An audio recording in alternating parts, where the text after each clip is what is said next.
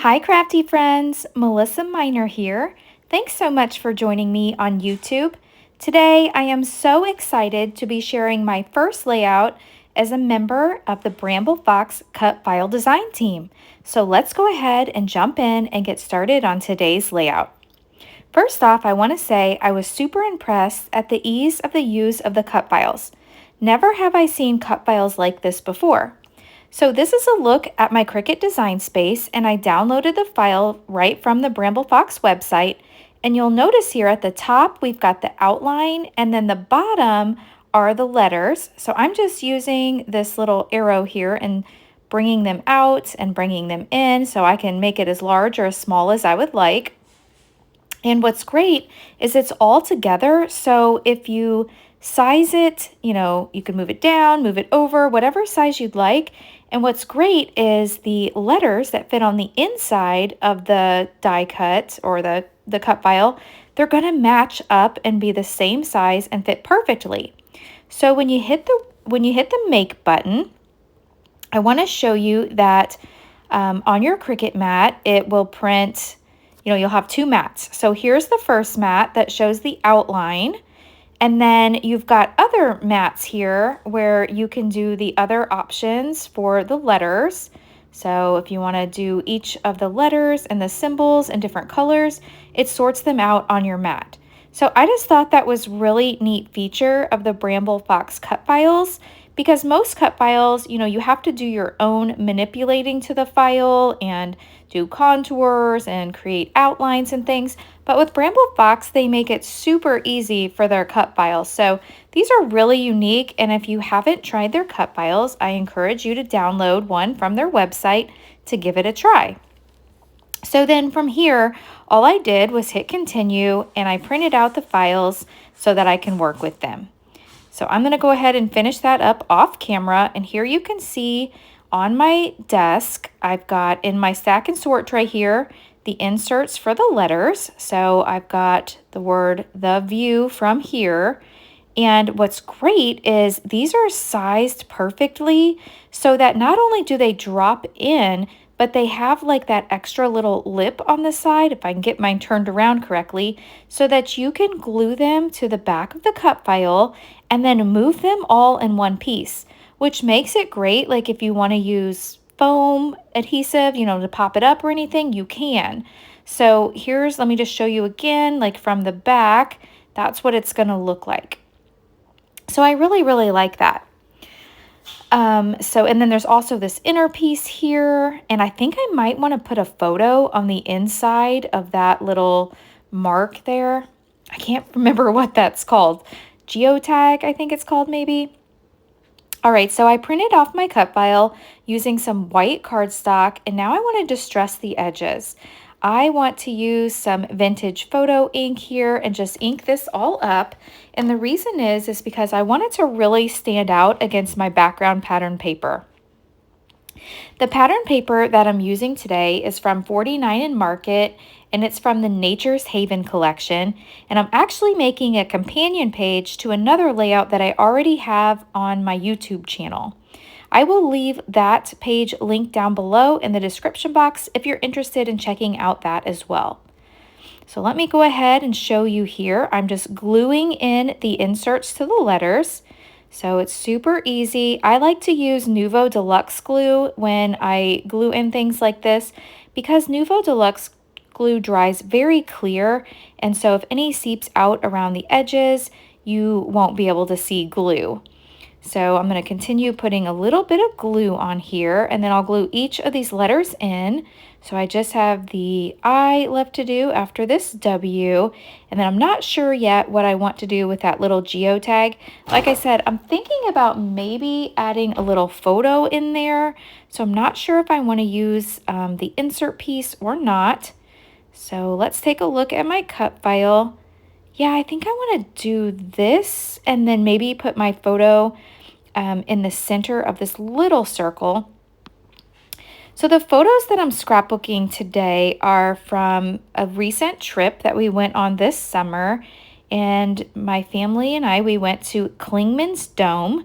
It's in the Gatlinburg, Tennessee, in the Smoky Mountains, And so the photos I'm scrapbooking are of our hike up this Clingman's Dome. Now, it was a short hike, but it was very, very steep and it was so hot. So it was pretty challenging, I would say. And unfortunately, it was super foggy when we were there. So we didn't get like the great view, but it's known for their great views. So let's bring this cut file in, and you can see here I've got my little photo already in the center of the geotag.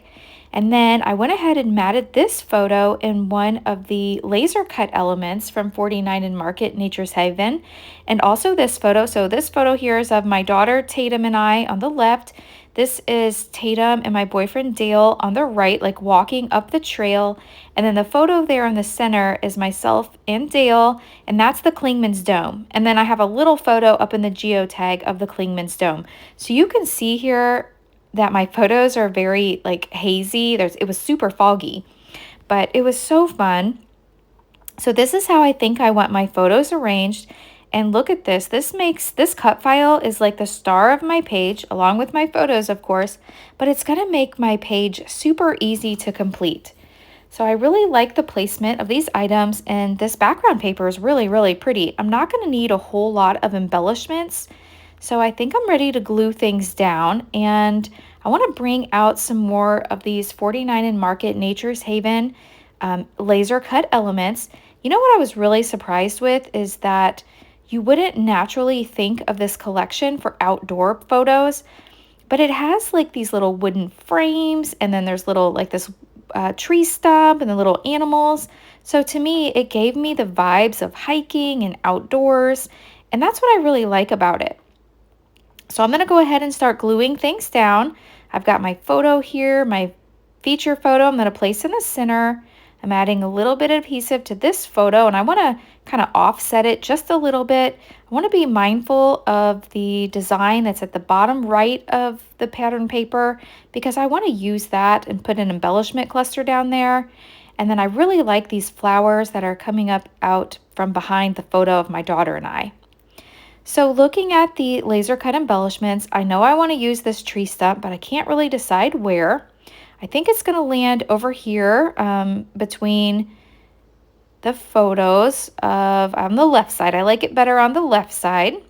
So I'm going to go ahead and add a few foam squares here, and I'm going to go ahead and tack that down. So we'll have that little piece ready. And then in the laser cut elements, there's all these cute little animals. So I want to find a little animal to place on top of the tree, and look at this one. Flipped it over here. Let me show you. Let me put a little foam square on the back. This is a cute little frog. And you know, frog doesn't really have anything to do with our hike, but it's outdoors, and I'm sure there were frogs out there, right? So I'm going to place that down.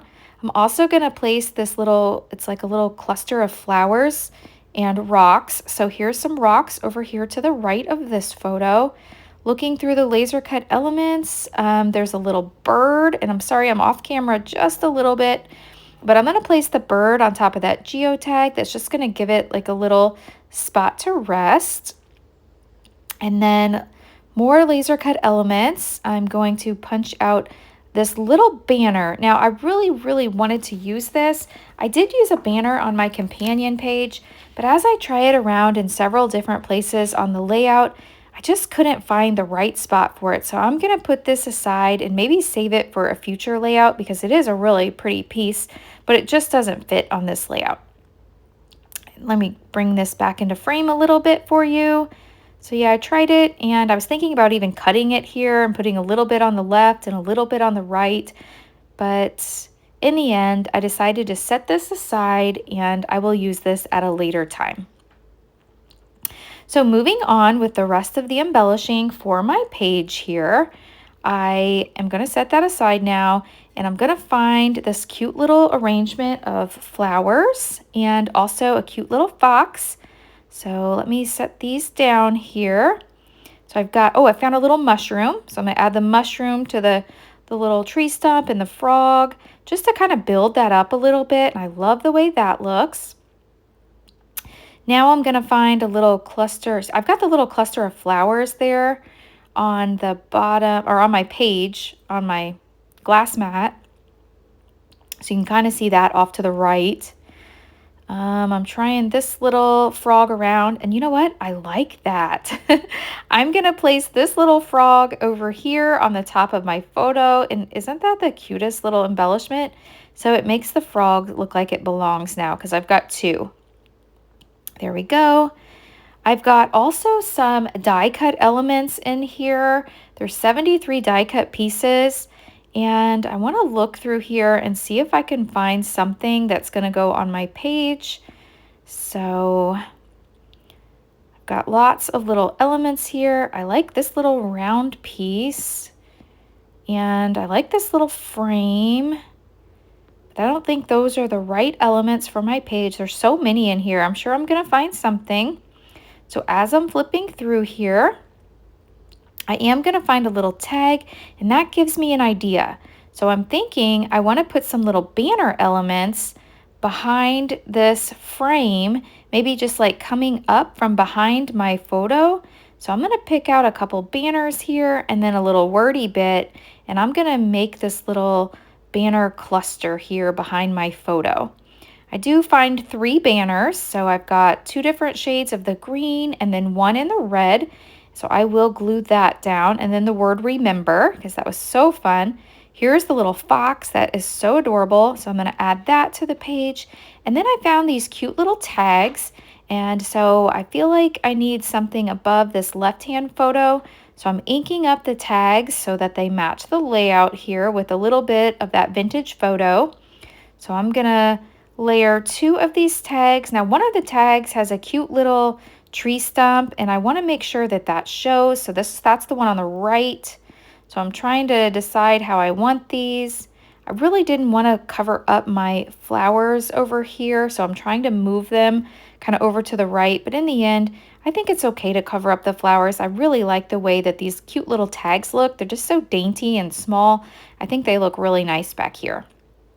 Now, no tags should be left naked. So I will go in and add some twine off camera to place in these little tags. But that's the placement for them. So I like that. Here off camera, you can see here I added some twine from my stash. I've got like a little brown color on this left one, and then like a brown and white string for the other one. I'm going to cut that just a little bit more. And then I will glue both of these down. And there, I like that. And that gives that some height over here. So let me cut that just a little bit more. That's super cute. All right, so I'm really liking the way this is looking, but I feel like my cut file is missing something. I really wanted it to jump off the page, and right now I don't feel like it is. So I'm going to go in and add some little dash marks that kind of look like stitching marks. So this is a nice way to elevate your cut files by just adding some little dash lines that look like faux stitching lines. So I've got this little Sharpie marker. It's a fine tip marker, and I'll do some of this here, and then the majority of this I'll do off camera. And you can see how much that elevated the layout here by just adding those lines. I love the way that looks. Now for some finishing touches, I'm bringing in some Shimmers paints, and this is called Whites of Their Eyes, and this is an acrylic paint splatter, and I'm splattering it all around the page. Now this is a real subtle detail. In the end, I don't think you'll be able to really notice this, but I know it's there. And then that's going to wrap up today's layout. If you've enjoyed this video, please hit that thumbs up button. If you're new, I hope you'll subscribe and come back. I will leave all the product links listed down below in the description box, as well as a link to the Bramble Fox cut file here, the view from here. Thanks so much for watching, and I will catch you in the next video. Bye!